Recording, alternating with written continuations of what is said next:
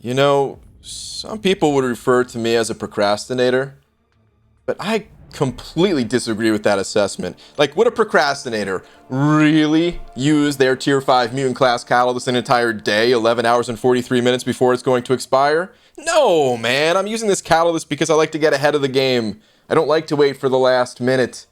So I will be ranking up a mutant champion to rank 3 right now. And I'm sure I put who I decided on in the thumbnail. So let's not make a big charade out of this of who am I going to pick. But I do have options here. And I do want to discuss it because I do think it's interesting. I've got 5 champions on this very screen that I would like to take to rank 3. And I am leaning heavily towards Apocalypse right now, but let's talk about the other options first. First off, we've got the Magneto Twins here.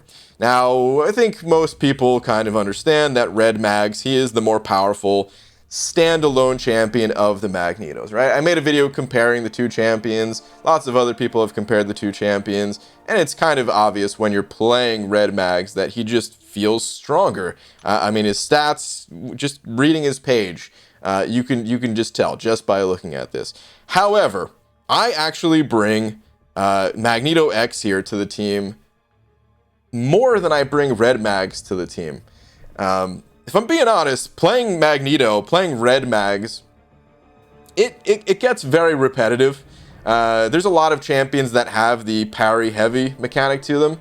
And, you know, if I'm not using Red Mags, I'm using some other champion that's doing parry heavies and stuff like that. And I don't know. It feels a little bit repetitive. So I like to play other champions besides Magneto.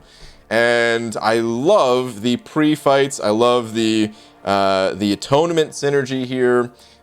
This like Magneto X here, he's the strongest synergy partner for Human Torch, who is the champion that I've used by far the most of in Alliance War. And with Torch, I mean, you've got the pre-fight for plus 15% attack.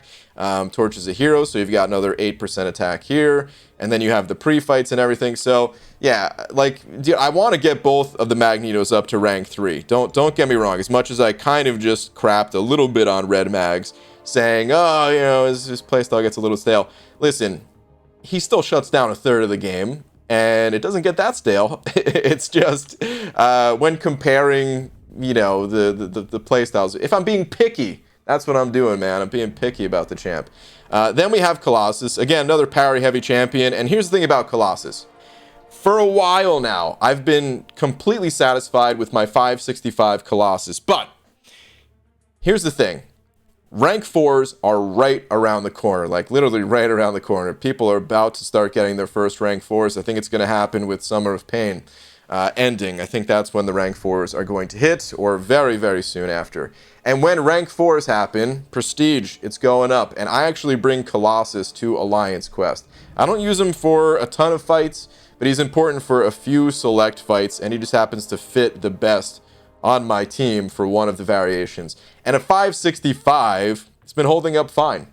You start to feel it, certainly, in like the later days of AQ. But once we get rank 4 champions, I think I'm going to need a rank 3 version of Colossus in order to help me kind of keep up and, you know, not have to use a bunch of items to get through my path. So Colossus, he's kind of on the back burners right now. But when that rank 4 shift happens, I need to have Colossus on deck to be ranked up. So yeah, Colossus, he's the like the furthest from my mind of ranking up today, but he needs to be there on deck. He needs to be ready to go. So he'll probably go to rank 2 soon enough, at least. Then we have a little bit of a wild card here in Bishop. Now, I really like Bishop. I had a ton of fun playing him with his new buff and everything.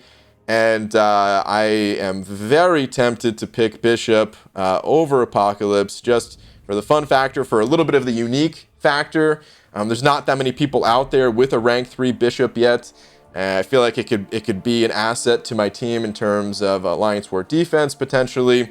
The one thing that's kind of holding me back from saying, oh yeah, that's the most value I can contribute to my team, is that I feel like Bishop, he kind of needs a high sig level to be a powerful defender. He can be a kind of annoying defender, unawakened even, but in order to be a powerful defender, I feel like he's got to be very high sig level. So unfortunately, I will not be able to get Bishop to that point. Like I said, I probably will still rank him up one of these days, but today's not going to be the day. So let's talk about the champion that I'm actually going to be ranking up. Let's talk about the big man Apocalypse here. Dude is a beast. I mean, just look at him. Just look at his stature. You can tell this guy means business because I mean he's got wires coming out of his elbows, and that's pretty much the defining factor. That's how you know someone means business. But this dude has it all. He can turn other champions into horsemen, which just kind of buffs up the entire mutant class, or you can save those charges and just kind of keep Apocalypse you know, as an extremely powerful champion just in his own right, man. He is so strong. And he kind of checks some boxes that are missing in my roster to some degree. I don't have, like, Kabam, they've been using a lot of tags recently for, like, high-level content, like Summer of Pain, the challenges there and stuff. And when looking at my metal champions, I mean, you know, in terms of high level at least, it's pretty much Warlock. That's who I have, right? And Warlock's fine. He covers a lot of ground. But there's certain things that he doesn't cover. And Apocalypse, he has been good for a lot of those challenges. Not to mention just his synergies as well. You know, of course, I took Cable to rank 3 a while back for 7.2. And, you know, the nice thing about the pairing of Apocalypse and Cable is that you don't really need to turn Cable into a horseman. He is totally fine just being on the team. Absolutely does not need to be a horseman. So you get to save the charges for Apocalypse, and you have both champions kind of at their strongest. So yeah, I think the pairing just makes sense. I think the pairing makes sense. I think it makes sense for my account. And although, like I said, there's 4 other mutants on this page that I have that are ready to be ranked, I think it makes the most sense to go with Apocalypse. Outside of that, of course, when I pull Archangel, Professor X, you know, Namor, just to name a few, there's even more options there. But I think that's enough talking about the options. Let's actually get this guy ranked up, and let's pull in that catalyst from the overflow before I forget, because that'd be pretty wild, man. You know, you rank up the champion thinking like, all right, this catalyst, it's not going to expire anymore. And then next thing you know, well, it's gone. So forget that, man. All right, claimed it. Let's get Apocalypse all ranked up here. Are you kidding me? I thought I had plenty of mutant ISO. I just duped some 5-star mutants not long ago, and unfortunately, I am completely out of mutant ISO, and Apocalypse only got to 37.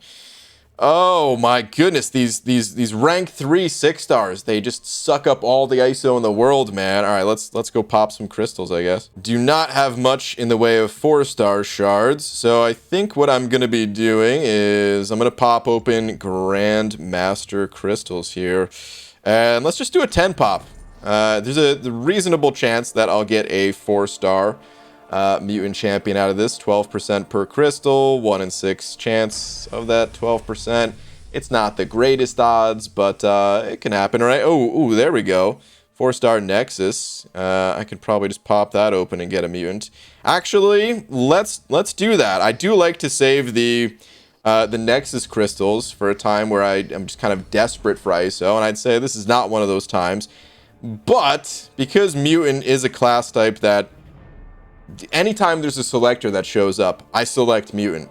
So because of that, I know I'm gonna need even more mutant ISO in the future, so I don't mind just popping open this Nexus right now. So let's hope for a mutant champion to show up. Any mutant champ will do. What do we got? That is, none of those are mutant champions. Okay, dang. Well, we got a new champion at least. Do I go for the new champion? Or do I just go for a Mag Sig crystal and say I'll get this champion from the arena or something like that? Let's just get the new champion.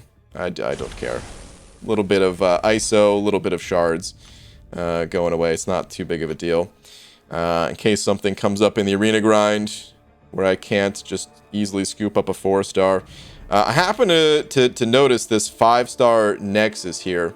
So, in keeping in line with the previous thought of, hey, 4-star Nexus is fine to pop, well, let's pop the 5-star version too.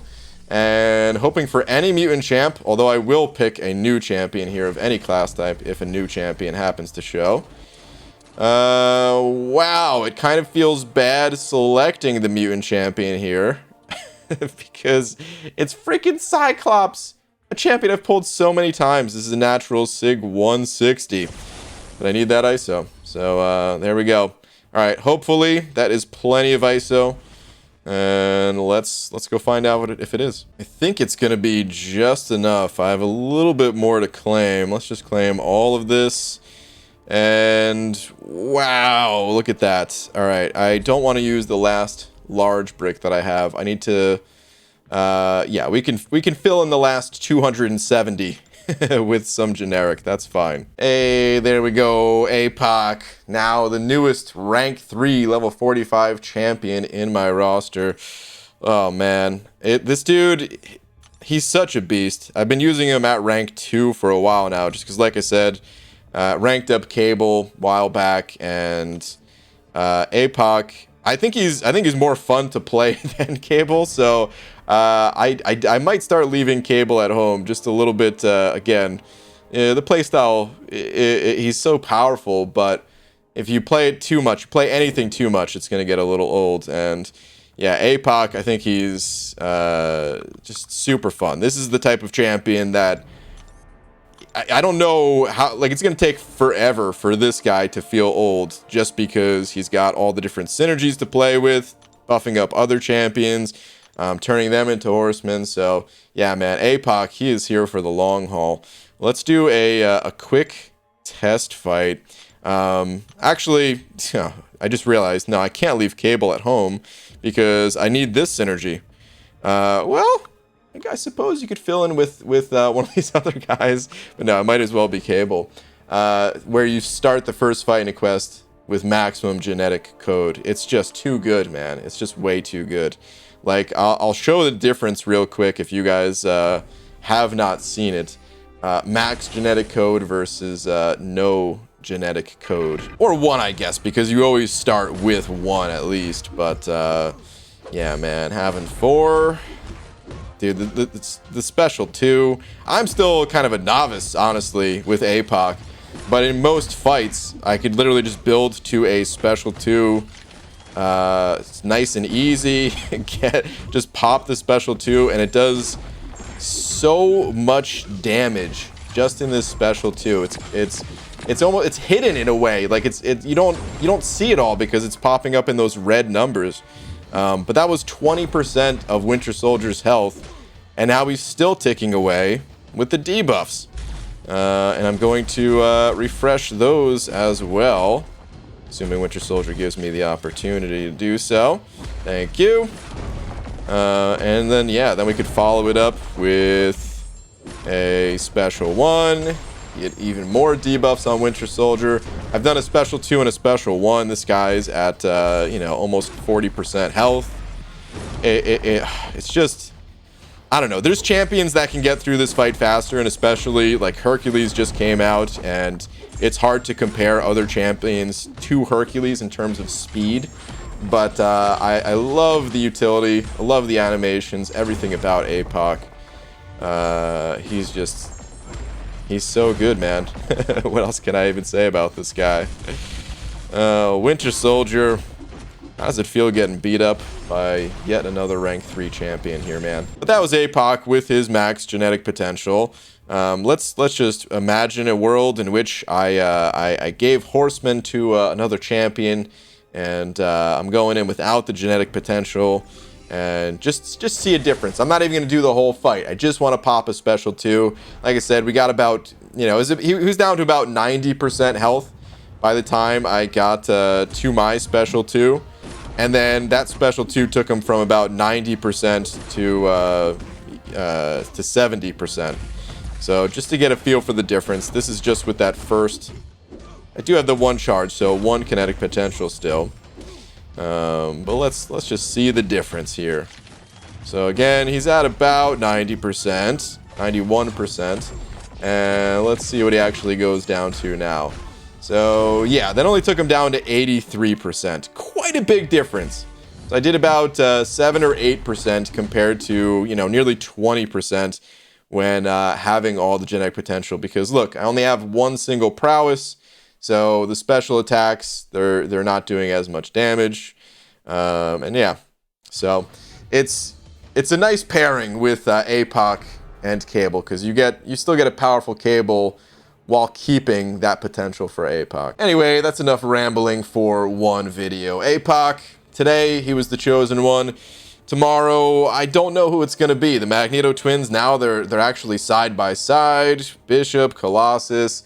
What do you guys think I should go with? Let me know. We'll see. I've got some time to decide, as I no longer have that catalyst on the verge of expiring, at least. But yeah, that'll do it for this video. Thank you all very much for watching, and I will see you in the next one. Take care.